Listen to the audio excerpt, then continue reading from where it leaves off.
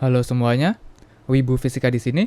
Dan sekarang kita akan membahas soal OSN tingkat provinsi atau WSP di bidang fisika tahun 2017 untuk soal nomor 4. Pada soal kali ini, kita akan meninjau pergerakan sebuah rantai yang jatuh dari sebuah meja. Yang mana membuat soal ini merupakan soal untuk sistem massa berubah. Seperti apa soalnya? Mari kita lihat. Ya, di sini kita punya sebuah meja setinggi H, ya, yang memiliki lubang di tengah permukaannya seperti ini. Kemudian terdapat sebuah rantai tipis homogen yang bermassa total M dan juga memiliki panjang L yang sama dengan H. Dengan yang diletakkan dengan cara dikumpulkan di sekitar lubang tersebut. Jadi posisinya awalnya itu berada di sekitar lubang ini. Nah, di sini saya tuliskan tinggi mejanya itu sebagai L ya, langsung karena di sini sudah dinyatakan kalau L sama dengan H.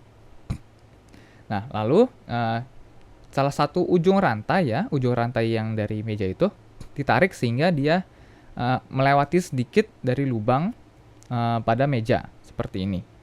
Yang kemudian dilepaskan sistemnya sehingga rantai mulai terjatuh ya, dan mulai terjatuh melalui lubang dengan kecepatan yang seiring waktu makin bertambah besar.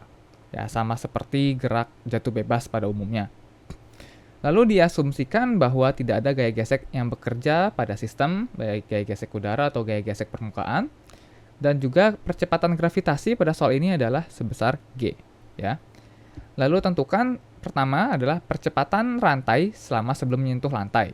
Jadi selama ujung ini nih, ujung pertama ini saya nyatakan sebagai ujung pertama dan ini ujung kedua. Selama ujung pertama ini masih belum menyentuh lantai atau masih terdapat sebagian rantai ya, sebagian rantai sebagai massa yang masih ada di atas meja, kita tanyakan percepatannya pada saat tersebut. Lalu kecepatan ketika si rantai ini pertama kali menyentuh lantai.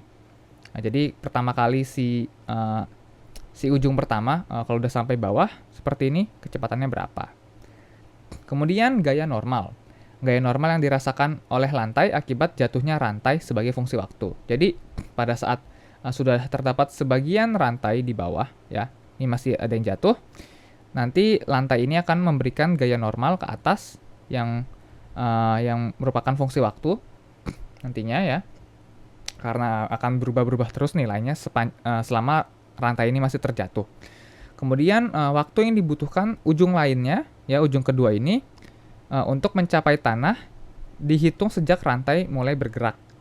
Ya, di sini kita akan meninjau pada saat itu ya, berapa lama waktunya. Lalu terakhir adalah gaya normal ketika semua bagian rantai sudah berada di atas untuk kondisi 1 tepat setelah selesai melakukan gerakannya. Jadi nanti kita substitusikan N, T pada saat waktu si ujung kedua sudah sampai ya, mungkin ini waktunya adalah T2.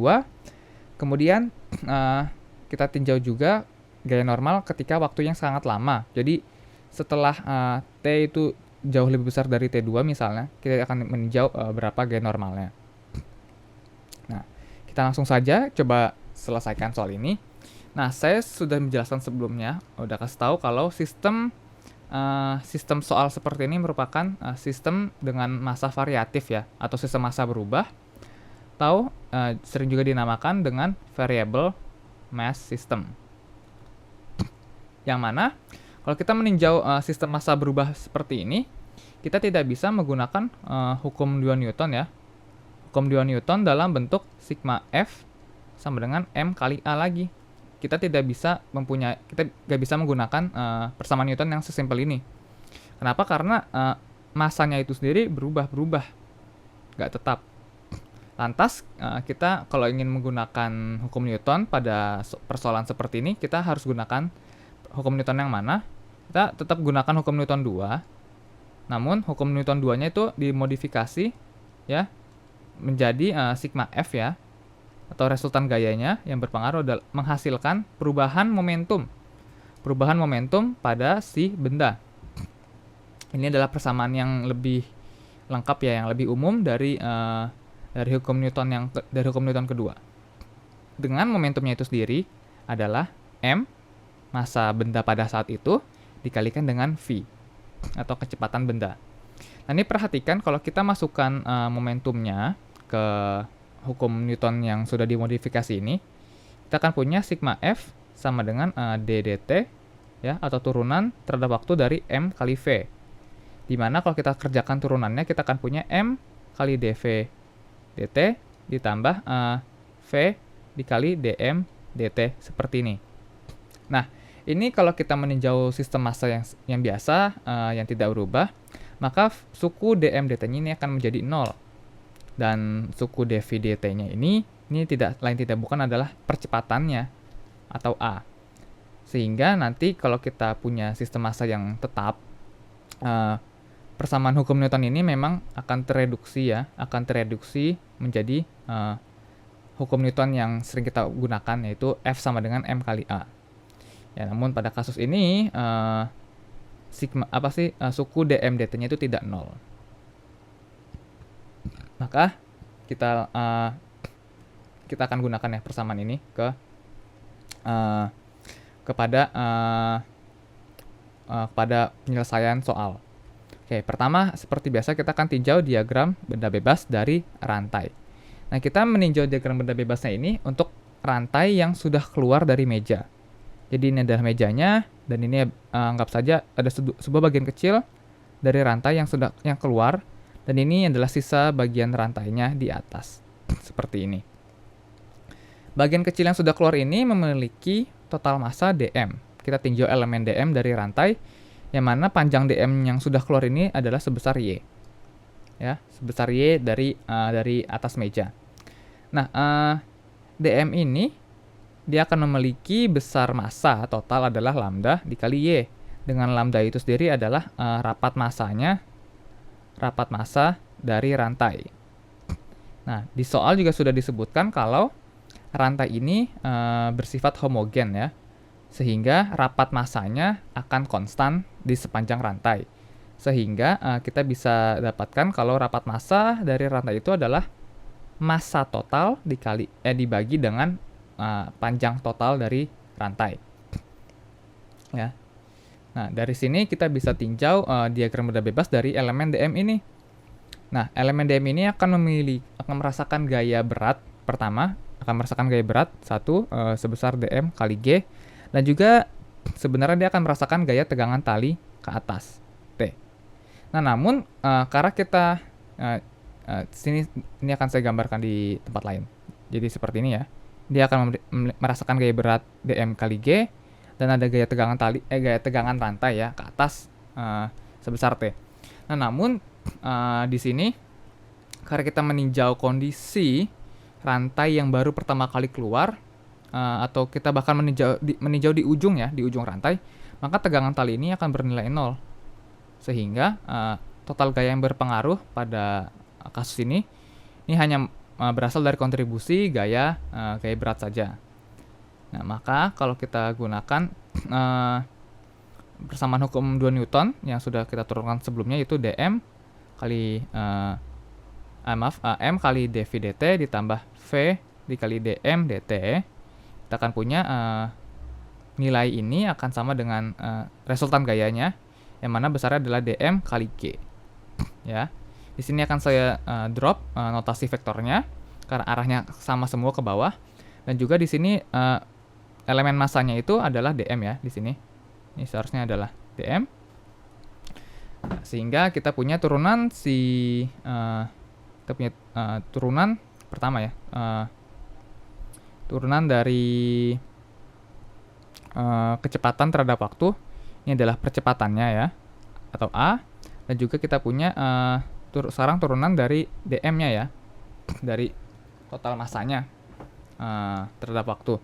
Nah, di sini kita punya ya massa dm kecil ini adalah sebesar lambda kali y. Sehingga kalau kita lakukan turunan dari suku ini, kita punya nilai lambda yang konstan ya. Dan juga di sini akan saya substitusikan dm sama dengan lambda kali y.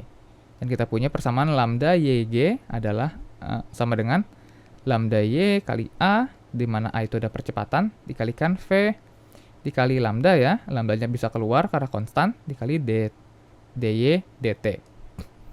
Nah, di sini perhatikan kalau lambdanya bisa kita hilangkan dari kedua ruas karena ada faktor lambda yang sama.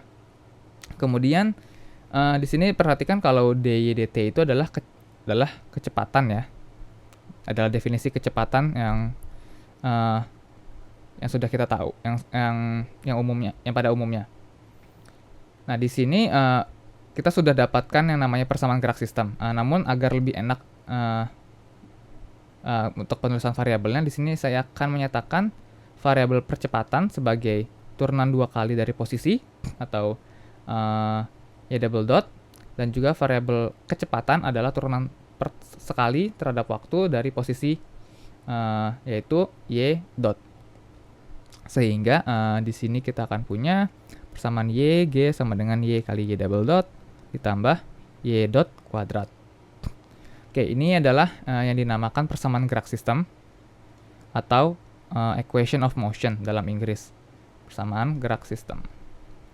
Nah, persamaan gerak sistem inilah yang akan menjelaskan bagaimana si rantai ini jatuh ke bawah. Nah, persamaan gerak sistem ini memang merupakan persamaan diferensial ya. Bentuknya itu merupakan persamaan diferensial. Yang mana metode penyelesaian ini bisa dibilang cukup sulit dan memang baru dipelajari pada saat kuliah. Oleh karena itu, umumnya pada soal yang akan menyelesaikan persamaan diferensial, dia akan umumnya akan diberi yang namanya solusi dari persamaan diferensial tersebut. Mungkin saja solusinya merupakan seperti y adalah sebuah fungsi dari posisi itu sendiri atau adalah fungsi dari waktu ya. Namun pada soal ini tidak diberikan solusinya seperti apa ya. Dan memang itu sebuah hal yang disayangkan ya, karena mungkin baik yang stuck pada bagian ini. Nah, namun pada pembahasan kali ini saya akan langsung memberikan bahwa solusi dari bentuk persamaan diferensial ini adalah y dot sama dengan sebuah konstanta k, koefisien k, dikalikan y, yaitu posisi dari si massa dm-nya itu dipangkatkan dengan n. Jadi kita akan mencari besar koefisien atau variabel-variabel k dan n agar dia memenuhi persamaan diferensial di atas atau persamaan gerak di atas. Dan ini jangan lupa ya kalau y ini adalah y dotnya atau kecepatan dari si rantai pada suatu saat. Oke.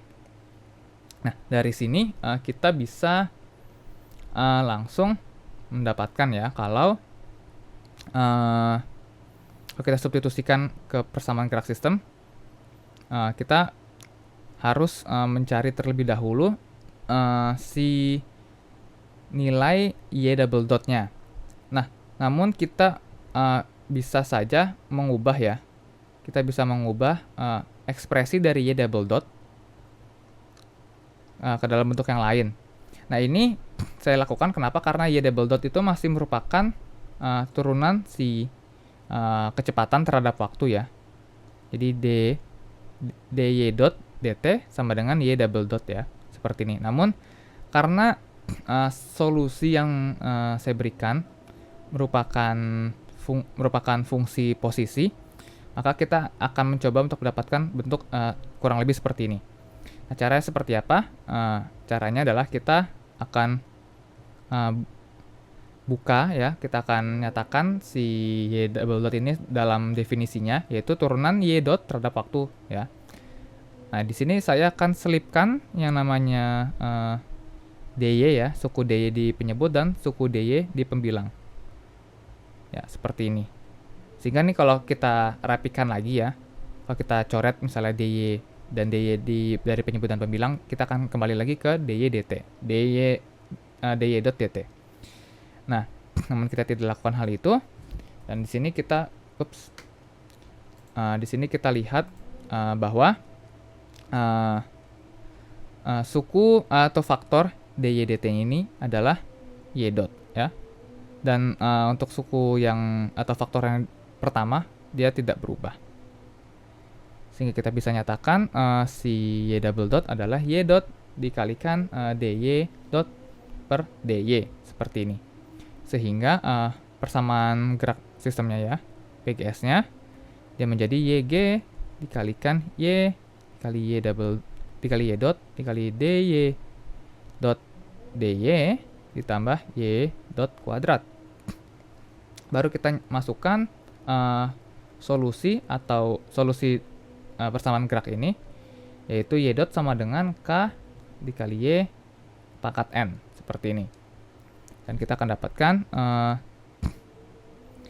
persamaan YG sama dengan Y kali Y dot dikali turunan terhadap Y dari K dikali Y pangkat N ya, seperti ini. Ditambah Y dot kuadrat adalah K Y pangkat N dikuadratkan. Oh ya, ini saya lupa substitusi, kalau ini ada suku Y dot juga ya, sehingga substitusi juga menjadi K kali Y pangkat N, seperti ini. Nah, kita akan punya persamaan ya. Nah, di sini saya K-nya ya, ada di suku pertama ada 2K, sehingga saya langsung gabung jadi K kuadrat. Lalu di sini ada Y dikali Y pangkat N, kita punya Y pangkat N plus 1. Turunan dari turunan DY ya, turunan terhadap DY dari Y pangkat N adalah N kali Y pangkat N min 1, ditambah suku keduanya ini simple, jadi K kuadrat dikalikan Y pangkat 2N. Oke, lalu kita bisa sederhanakan lagi persamaannya dengan cara kita lihat kalau ini pangkatnya bisa dijumlahkan ya, sehingga menjadi Y pangkat N plus 1 ditambah N min 1, atau jadi 2N. Ini jangan lupa masih dikali N ditambah K kuadrat dikali dikali Y pangkat 2N. Nah, di sini di kedua suku ada faktor K kuadrat kali Y pangkat 2N. Di sini kita bisa faktorkan dan kita punya persamaan YG sama dengan N plus 1 dikali K kuadrat dikali Y pangkat 2N. Nah, barulah di sini kita bisa lakukan yang namanya penyamaan pangkat ya, penyamaan pangkat dan penyamaan koefisien. Ya, jadi pertama samakan pangkatnya ya, samakan pangkat dari si Y. Sehingga kita punya persamaan di sini jangan lupa Y-nya ini pangkat 1 ya, akan sama dengan Y pangkat 2N. Sehingga kalau kita samakan pangkatnya kita punya 1 sama dengan 2N atau N sama dengan setengah. Itu yang pertama. Kemudian yang kedua kita samakan koefisien dari Y. Dan di sini kita akan punya G sama dengan N plus 1 dikali K kuadrat. Nah, baru kita substitusikan nilai N sama dengan setengah ke persamaan ini. Ini jadinya adalah setengah ditambah 1 kali K kuadrat. Baru kita bisa dapatkan G sama dengan 3 per 2 K kuadrat, atau K kuadratnya ini adalah 2 per 3 G. Atau K-nya adalah akar 2 per 3 G. Ya, seperti ini. Sehingga solusi dari persamaan gerak sistem untuk kecepatannya adalah akar 2 per 3 G dikali Y pangkat setengah. Ya, seperti ini. Barulah kita akan substitusikan lagi ya atau kita bisa gunakan jawaban hasil kecepatan tadi untuk mencari percepatan yang dirasakan oleh rantai. Ya, ini masukkan lagi ke persamaan Y double dot sama dengan Y dot dikali turunan dari Y dot terhadap Y. Sehingga di sini kita akan punya satu adalah ini akar 2 per 3G kali Y pangkat setengah. Kemudian di sini kita punya turunan ya, turunan terhadap Y lagi dari akar 2 per 3G Y pangkat setengah. Di sini kita punya suku akar 2G ya, akar 2G. Di sini ini menjadi 2 per 3G dikali Y pangkat setengah. Lalu turunan dari Y pangkat setengah terhadap Y adalah setengah kali Y pangkat minus setengah. Nah, ini perhatikan bahwa Y pangkat setengah dikalikan Y pangkat minus setengah Ini hasilnya jadi Y pangkat 0 atau sama dengan 1. Lalu setengah akan mencoret 2 di pembilang. Sehingga kita punya percepatannya ya, atau A-nya pada kasus ini adalah 1/3 dari G. Ini jawaban untuk soal bagian A. Nah, ini kita bisa dapatkan ya, ini bisa kita hasil ini ya, hasil dari jawaban ini menyatakan bahwa si rantai ini bergerak dalam kondisi GLBB ya, gerak lurus berubah beraturan. Sehingga sebenarnya atau sepertinya ya, yang dimaksud pada soal itu adalah menggunakan persamaan GLBB ya, persamaan GLBB untuk menyelesaikan persamaan gerak sistem. Persamaan gerak sistem yang mana yang YG sama dengan Y kali Y double dot ditambah Y dot kuadrat. Karena dari persamaan GLBB kita tahu ada persamaan yang bentuknya seperti ini, yaitu VT kuadrat sama dengan V0 kuadrat ditambah 2AS atau 2A kali Y pada kasus ini. Dengan V0-nya 0 dan VT-nya ini adalah Y dot kuadrat. Baru nanti ini bisa disubstitusikan ke persamaan gerak sistem. Dan nanti dapat jawabannya juga akan sama. Namun di sini saya agak kurang setuju kalau memang langsung begini, karena untuk menggunakan persamaan GLBB, kita harus tahu betul-betul kalau memang si rantai itu bergerak dengan percepatan yang konstan ya. Ini kan berarti percepatannya konstan, yaitu 1/3 dari G. Nah, mungkin memang ada yang bisa bayangin ya dari atau bisa sadar secara fisik kalau memang si rantai itu bergerak secara konstan, dengan percepatan yang konstan, baru kita bisa gunakan GLBB ini. Namun bagi yang nggak sadar secara fisik, kita bisa melalui persamaan matematis kayak gini ya. Dan hasilnya juga akan sama, seperti biasa. Oke, ini jawaban dari bagian pertama. Kemudian jawaban dari bagian kedua, kita harus mencari si kecepatan pada saat ya. Ini kan kita sudah dapat persamaan kecepatannya adalah 2/3 G ya dikali Y ya. Ini akar 2/3 GY. Kita diminta kecepatan ini pada saat Y sama dengan L, karena diminta ketika rantai pertama kali menyentuh lantai ya. Ini seharusnya L. Sehingga pada kasus itu kita akan punya Y sama dengan L. Maka kecepatannya itu adalah akar 2/3 G kali L. Ini adalah jawaban untuk soal kedua. Oke. Nah, barulah pada saat ini ya, si rantai sekarang sudah lepas dari meja. Nah, karena si rantai sudah lepas dari meja secara sepenuhnya, maka sekarang sistemnya berubah dari rantai yang jatuh dari meja menjadi rantai yang jatuh bebas. Rantai yang jatuh bebas, dan sistemnya akan saya gambarkan menjadi di sini terdapat sebuah rantai tertentu ya yang sudah dipanjangkan secara vertikal, yang dia akan jatuh secara bebas. Nah, namun umumnya pada kasus rantai yang jatuh bebas ini, dia tidak memiliki kecepatan awal yang 0. Dia memiliki kecepatan awal yang 0. Namun pada soal ini kita tahu karena si rantai itu baru lepas dari meja, si rantai ini akan memiliki kecepatan awal tertentu ya, V0 tertentu, yang mana besarnya adalah 2/3 GL. Nah, besar kecepatan awal ini adalah besar kecepatan pada soal sebelumnya. Nah, di sini si rantai masih tetap merasakan gaya gravitasi ya. Nah, namun bedanya sistem rantai yang jatuh bebas dengan sistem rantai yang jatuh dari meja, percepatan yang dirasakan oleh rantai ya, A-nya pada kasus ini sekarang bukan lagi 1/3 G, melainkan A-nya itu adalah G saja. Jadi karena udah nggak lagi ketahan sama meja ya, makanya percepatannya itu udah sama dengan percepatan gravitasi.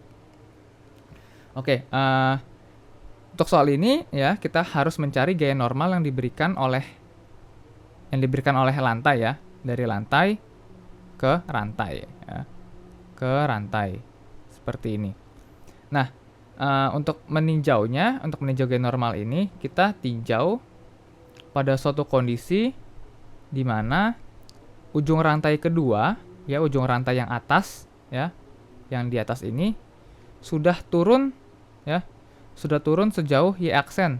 Nah, di sini saya gunakan y aksen karena pada soal A dan B saya gunakan y ya, untuk bagian rantai yang sudah turun. Kan sudah berbeda bagian soal. Nah, jadi kalau ujung yang atas sudah turun sejauh y aksen ya, kita akan tinjau besar gaya normalnya. Nah, gaya normal ini akan berasal dari dua komponen. Satu, komponen pertama adalah komponen dari massa yang sudah ada di lantai. Massa yang sudah ada di lantai di sini akan memiliki panjang sebesar y aksen juga. Ya. Ini akan merupakan gaya normal dari yang sudah di lantai, dan juga satu lagi merupakan komponen gaya impuls yang akan memberhentikan sebuah elemen massa dm yang awalnya bergerak jatuh ya, dengan sebuah kecepatan v tertentu menjadi diam ya, sehingga komponen dm ini akan bergabung dengan komponen yang sudah di lantai ya. Jadi satu komponennya ini berasal dari yang sudah berada di lantai, dan N2 ya, gaya normal kedua merupakan komponen dari gaya impuls yang memberhentikan si komponen dm dari pergerakannya. Oke. Nah, untuk gaya normal N1 ini cukup simpel untuk dihitung karena ini akan merupakan gaya berat dari yang sudah di lantai, dan yang sudah di lantai dia akan memiliki massa M ya. Ini mungkin namanya adalah M1 misalnya. M1 adalah lambda dikali Y aksen ya, total massanya. Sehingga N1 adalah M1 dikali G, atau ini adalah lambda kali Y aksen dikali G. Ini adalah besar gaya normal pertama. Besar gaya normal kedua, dia akan merupakan gaya impuls ya. Sehingga di sini kita akan menggunakan yang namanya persamaan impuls. Yang mana impuls atau gaya impuls yang diberikan pada sebuah massa selama waktu delta t, dia akan menghasilkan perubahan momentum ya pada massa tersebut. Nah, pada kasus ini perubahan momentum yang terjadi adalah dari dia bergerak turun, lalu dia diam. Sehingga di sini kita punya perubahan momentumnya adalah massa ya. Di sini saya tuliskan sebagai massa kecil ya, dm kecil seperti ini, dikalikan kecepatannya. Nah, kemudian delta t ya, waktu yang berlaku pada kondisi ini, dia tuh waktu yang singkat ya. Sehingga ini adalah deltanya berubah jadi d. Dan kita punya persamaan N2 dt sama dengan dm kali v. Ya, seperti ini. Nah, sehingga di sini kita bisa bagi kedua ruas dengan dt ya, dan kita punya dm dt dikali v. Nah, dm-nya itu sendiri apa? Nah, kita tahu kalau dm-nya itu atau massanya ya, si massanya itu sendiri adalah si lambda ya, lambda kali y aksen ya, atau bisa dibilang lambda dikali dy ya. Dy adalah komponen massa yang kecil, panjang komponennya. Sehingga kita punya N2 adalah d dt dari lambda kali dy dikalikan dengan v. Dan di sini lambdanya bisa kita keluarkan dan kita tersisa dy dt kali v seperti ini.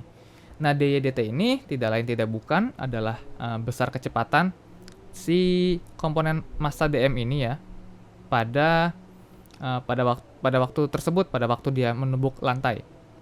Sehingga kita punya komponen N2 adalah lambda kali V kali V, atau ini jadinya lambda kali V kuadrat.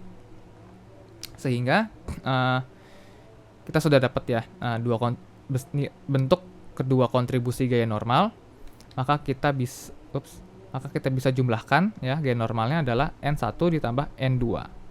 Dan ini adalah lambda kali Y aksen ditambah dikali G ditambah lambda dikali V kuadrat.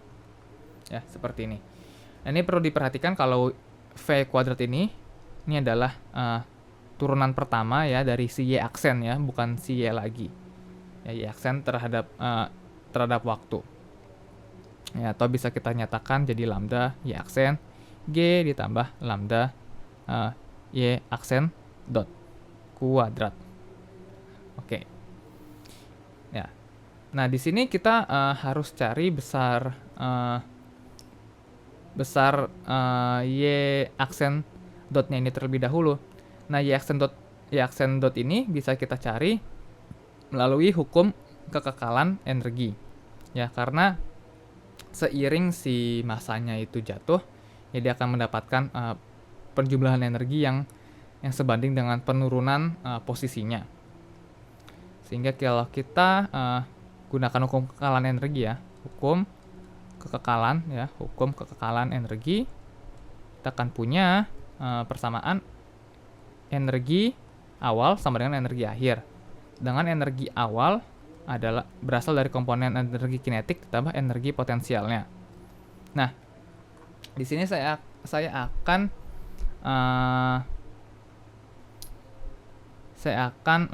menyatakan titik tinjau si energi potensial itu dari titik koordinat awal ya, titik 0.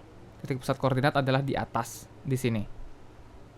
Di atas ini. Ini adalah titik pusat koordinatnya. Sehingga pada kondisi awal sebuah elemen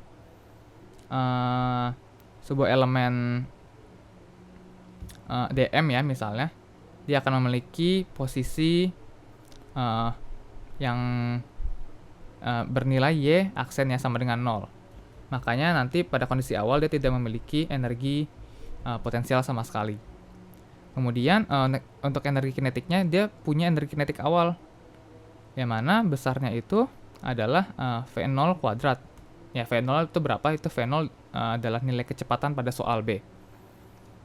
Kemudian energi akhirnya adalah kecepatan si massa M pada saat yang kita tinjau ya. Ditambah ya pada kasus ini energi potensialnya. Namun dia akan turun sebesar Y aksen, sehingga nanti energi potensialnya menjadi negatif. Sehingga energi akhirnya adalah setengah M V kuadrat dikurangi M G Y aksen. Nah, ini kita akan samakan kedua bentuk ini ya, E sama dengan E aksen, dan kita punya persamaan setengah M kali V0 kuadrat sama dengan setengah M kali V kuadrat dikurangi M G Y aksen. Masanya bisa kita hilangkan dari kedua ruas, dan kita bisa kalikan 2 juga ya. Kita kalikan 2 di kedua ruas, kalikan 2 untuk semuanya. Ya, seperti ini. Sehingga kita akan punya persamaan V0 kuadrat ditambah sama dengan V kuadrat dikurangi 2G Y aksen. Nah, kita akan selesaikan untuk si V kuadrat ini, dan kita punya persamaan V kuadrat sama dengan V0 kuadrat ditambah 2G Y aksen. Nah, ini yang akan kita substitusikan ke persamaan G normal tadi ya. Substitusikan V kuadrat ke persamaan G normal, dan kita punya persamaan G normal tadi adalah lambda G Y aksen ditambah lambda dikali V0 kuadrat ditambah 2G Y aksen. Ya, distribusikan lambda ya pada perkalian suku kedua, sehingga menjadi lambda V0 kuadrat ditambah 2 lambda G Y aksen. Nah, ini ada suku lambda G Y aksen yang sama, sehingga kita bisa satukan jadi 3G Y aksen ditambah lambda kali V0 kuadrat. Nah, V0 kuadrat itu sendiri apa? V0 kuadrat adalah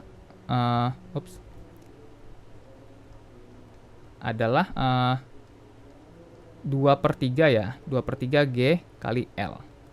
Ya, seperti ini. Sehingga kita punya N adalah 3 GY aksen ditambah, maaf, ini ada lambda seharusnya, ada lambda ya. Lambda, ini lambda, 3 lambda GY aksen ditambah lambda kali 2/3 GL. Nah, ini masih merupakan G normal fungsi posisi Y aksen ya. Dan kita harus mencari yang diminta soal adalah G normal sebagai fungsi waktu. Maka kita harus mencari Y aksen, bentuk Y aksen dalam fungsi waktu. Nah, Y aksen dalam fungsi waktu ya kita bisa dengan kita nyatakan Y aksen itu sebagai penurunan ya, penurunan si massa yang dari atas ke bawah seperti ini. Setelah waktu tertentu ya, Sehingga kita bisa nyatakan Y aksen dalam persamaan G lebih B, yaitu V0 kali T ditambah setengah A T kuadrat.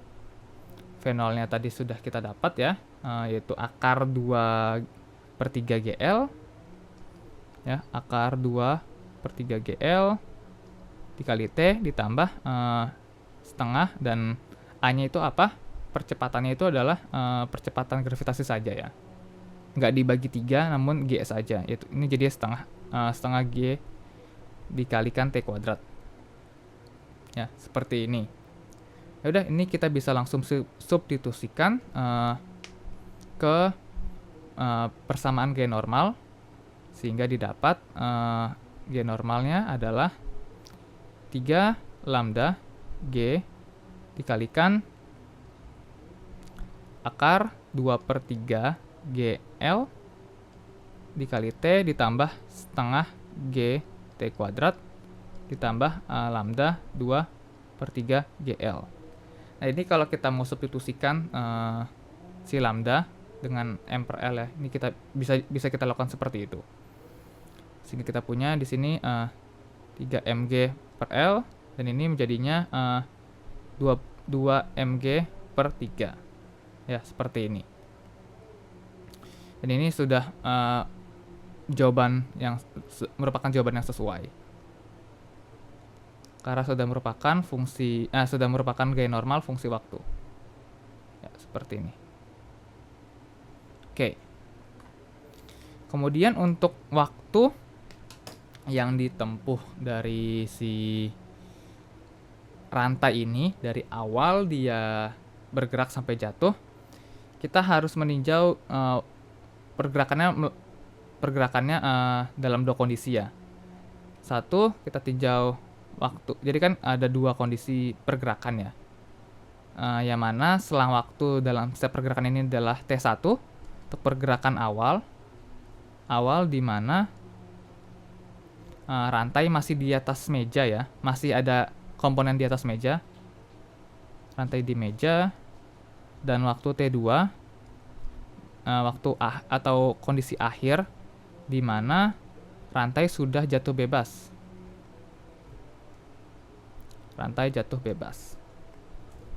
Nah, pada kondisi T1 ini ya, si rantai dia akan bergerak jatuh dengan percepatan pada T1 ya. Dia memiliki percepatan A1 adalah G/3 ya, G/3. Dengan panjang Y yang ditempuh adalah L. Kemudian untuk waktu T2 dia memiliki percepatan sebesar G saja, namun dia memiliki kecepatan awal sekarang. Jadi V02 adalah akar 2/3 GL, dan panjang jarak yang ditempuh untuk ujung lantai jatuh ke bawah adalah L juga. Maka di sini kita bisa gunakan persamaan GLBB ya. Ya, untuk waktu T1 ya. Untuk waktu T1 kita akan gunakan persamaan Y sama dengan V01 kali T ditambah setengah A1 kali T kuadrat. Di sini kita akan gunakan Y adalah L ya. Adalah jarak yang sudah ditempuh dari ujung rantai pertama ya hingga sampai jatuh ke lantai, yaitu L, dikali kecepatan awal dari rantai secara keseluruhan ini adalah 0, sehingga suku pertama langsung hilang. Nah, ditambah sisanya suku kedua, yaitu suku dari percepatan. Nah, suku percepatan ini akan memiliki besar percepatan G per 3. Ya, dikalikan T-nya, untuk T-nya ini kita langsung masukkan saja T1 kuadrat. Karena ini adalah waktu tempuh dari awal hingga ujung 1 sampai ke tanah. Kita bisa atur-atur di sini persamaannya, dan kita isolasikan T1 kuadrat di ruas kiri, dan di ruas kanan kita punya 6L per G. Kalau kita kalau kita akarkan, kita akan dapatkan waktu T1 adalah 6L akar 6L per G. Kemudian untuk waktu kedua, kita akan gunakan persamaan yang sama, namun ini jadinya Y aksen sama dengan V02T ditambah setengah A2T kuadrat. Dengan Y aksennya adalah jarak yang ditempuh oleh ujung kedua. Ini sama, besarnya adalah L, namun kecepatan awalnya itu adalah akar 2 per 3 G kali L dikalikan T2 ditambah setengah G dikali T2 kuadrat. Karena percepatannya sekarang sudah G saja, tidak G per 3. Nah, ini merupakan persamaan ini membentuk persamaan kuadrat ya. Dimana kalau kita atur persamaannya agar bentuknya benar-benar menjadi bentuk persamaan kuadrat. Nah, di mana di sini kita punya persamaan kuadrat, yaitu setengah G T2 kuadrat ditambah akar 2 per 3 GL T2 dikurangi L sama dengan 0. Ya, ini persamaan kuadrat dengan A-nya adalah setengah G, lalu B-nya adalah akar 2 per 3 GL, dan C-nya adalah minus L. Sehingga di sini kita bisa selesaikan ya, kita bisa cari untuk T2-nya menggunakan rumus ABC. Di mana rumus ABC itu adalah minus B di plus minus oleh B kuadrat dikurangi 4AC minus 2A. Nah, di sini perhatikan nilai C-nya itu negatif ya. Berarti diskriminannya ini akan selalu positif. Karena diskriminannya selalu positif dan nilainya pasti lebih besar dari B ya. Karena ini akar B kuadrat ditambah suatu besaran tertentu pasti lebih besar dari B. Kalau diakarkan, maka kita akan mengambil solusi yang positif saja. Solusi negatif dibuang. Maka kalau kita masukkan nilai-nilainya, nilai ABC-nya, kita punya di sini dibagi ya, saya tuliskan faktor 1/2A-nya langsung di depan. Ini berarti setengah dengan penyebutnya dikali setengah G ya. Nah, ini semuanya akan mengalihkan minus akar 2 per 3 GL ditambah 2 per 3 GL. Nah, ini kan dikurang 4AC. Namun karena C-nya itu negatif, jadi ditambah 4 dikali setengah G dikalikan L nantinya. Ya, dikalikan L. Nah, ini semuanya itu suku dalam akar ya. Jadi seperti ini. Nah, ini bisa kita sederhanakan lagi. 1/2 dikali setengah G. Ini hasilnya 1/G. Dikalikan minus akar 2 per 3 GL. Nah, ini suku keduanya, suku diskriminan. Ini kan kita punya 2 per 3 GL ditambah ini menjadi 2 GL ya. Kita samakan penyebutnya, yaitu jadinya 6 per 3. Dan 6 tambah 2 adalah 8. Sehingga suku diskriminan menjadi akar 8 per 3 GL. Baru kita bisa kalikan 1/G untuk kedua suku. Dan kita dapatkan waktu T2 adalah minus akar 2L per 3G ditambah akar 8L per 3G. Sehingga ini akan kita jumlahkan untuk waktu T1 dan T2 untuk mendapat waktu yang ditempuh dari pergerakan rantai saat awal rantai mulai bergerak hingga akhirnya ujung paling atas rantai mencapai tanah, itu T1 tambah T2. Yang mana ini nilai T1 adalah 6L per G dan besar T2 adalah minus 2L per 3G ditambah akar 8L per 3G. Ya, ini adalah jawabannya. Ini tidak sesimpel kita mencari satu waktu menggunakan persamaan ini aja ya. Karena sekali lagi percepatan yang dialami oleh rantai itu berbeda pada saat dia masih di atas meja atau pada saat dia sudah jatuh bebas. Oleh karena itu harus dipisah perhitungannya. Ya, namun ini yang seharusnya seperti ini ya. Oke, lalu terakhir untuk jawaban yang bagian ini seharusnya bagian D ya. Ini seharusnya bagian D. Ini sebelumnya bagian C sudah benar. Oke. Lalu terakhir untuk bagian E, ya kita diminta mencari nilai gaya normal pada kondisi pada saat waktu T ya, waktunya sama dengan T, dan kondisi kedua adalah pada saat waktu T yang sudah sangat lama. Ini bisa saja waktu T sama dengan tak hingga. Nah, kita bisa aja masukin nilai si T besar ini ke persamaan di bagian C ya, persamaan ini. Saya yakin jawabannya akan sama ya, akan besarnya pasti sama dengan jawaban yang didapat dengan cara yang akan saya jelaskan selanjutnya.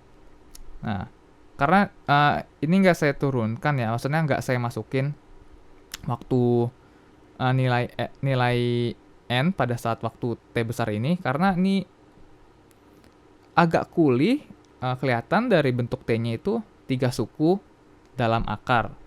Dan di sini ada suku yang dikalikan T, ada suku yang T dikuadratkan, ya. Terus nanti di jumlah-jumlah akan panjang.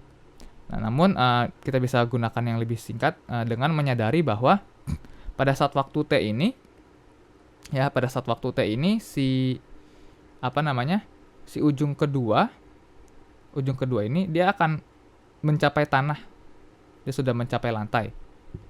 Nah, berarti dengan kata lain kita punya besar Y aksen sama dengan L. Nah, sebelumnya kita sudah turunkan bentuk gaya normal yang masih dinyatakan dalam Y aksen saja, ya. Yaitu N sama dengan 3 lambda G Y aksen ditambah 2/3 lambda GL. Sehingga dengan menggunakan persamaan yang dalam bentuk Y aksen, kita punya gaya normal pada saat ini adalah 3 lambda ya. 3 lambda kali G dikalikan L ya, ditambah 2/3 lambda GL. Di sini kita bisa jumlahkan ya, dan kita dapat 11/3 lambda GL. Dan kalau kita substitusikan lambda sama dengan M per L, kita dapatkan gaya normal pada saat ini adalah 11/3 dikali MG. Ya. Nilai gaya normal pada waktu T. Dan ini jawaban untuk bagian pertamanya. Untuk bagian kedua, karena si rantai kita tinjau setelah waktu yang lama, setelah dia bergerak, otomatis pada waktu ini dia udah nggak ada pergerakan apapun dong. Dia udah diam saja di lantai, dan gaya normalnya pasti tidak akan memiliki kontribusi dari impuls lagi, ya, harus sudah diam aja. Maka untuk gaya normal pada kasus ini dia nilainya langsung saja M kali G. Ya, gaya normalnya sama dengan gaya berat. Dan ini adalah jawaban untuk bagian ini. Ya. Oke, jadi itu aja ya untuk soal ini. Saya nggak tahu apa yang ditambahin lagi. Mungkin harus hati-hati aja karena pada soal ini kita harus tinjau 2 sistem, bisa bilang 2 sistem yang berbeda ya. rantai yang masih di meja sama rantai yang sudah jatuh bebas.